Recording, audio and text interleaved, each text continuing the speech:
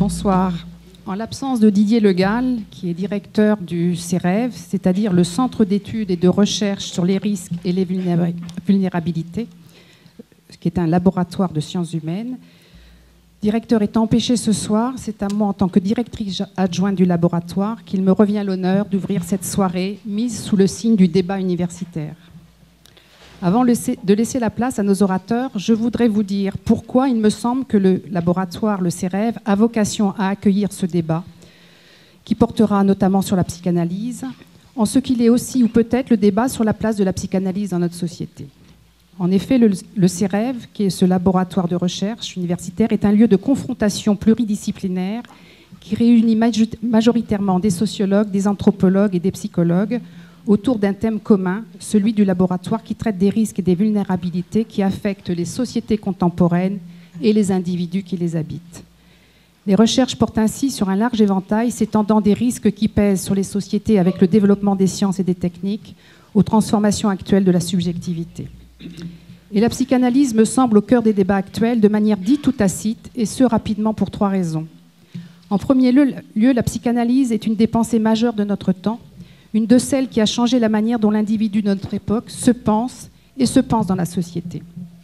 En effet, la psychanalyse accompagne le mouvement d'aspiration de l'individu à une vie personnelle, et si on suit Zaretsky, qui a écrit Le siècle de Freud, on peut même dire que la psychanalyse se présente comme une grande théorie et une pratique de la vie personnelle. Freud en formule le projet, ou participe de sa formulation, mais en même temps il le complique, puisqu'il met en relief la responsabilité morale de l'homme, responsable de ce qu'il est consciemment ou inconsciemment, et l'oblige à assumer une position de solitude. Et on sait combien ce projet personnel s'est amplifié de nos jours et à quel point il est devenu normatif. En second lieu, certes, Freud met l'accent sur la vie personnelle, il découvre une méthode pour accéder à la subjectivité, mais il montre comment nous nous créons tous en appui sur l'autre, comment nous sommes tous tissés des traces de l'autre à notre insu.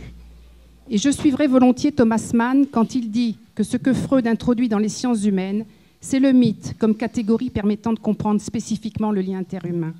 En effet, la science ne peut pas effacer ou éclaircir cette énigme en nous qu'est l'autre, interne, ou l'autre dans sa concrétude.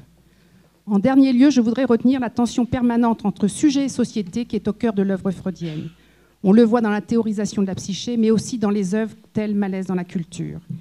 Il montre, et là encore je reprendrai Zaretsky, qu'il n'y a aucune harmonie préétablie entre les deux, et il théorise cette disjonction.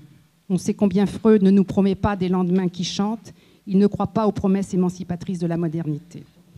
Et si je pense que la psychanalyse reste un mode d'interrogation privilégié sur nos sociétés, il est une question sociologique à part entière que celle de son existence et de la haine qu'elle suscite.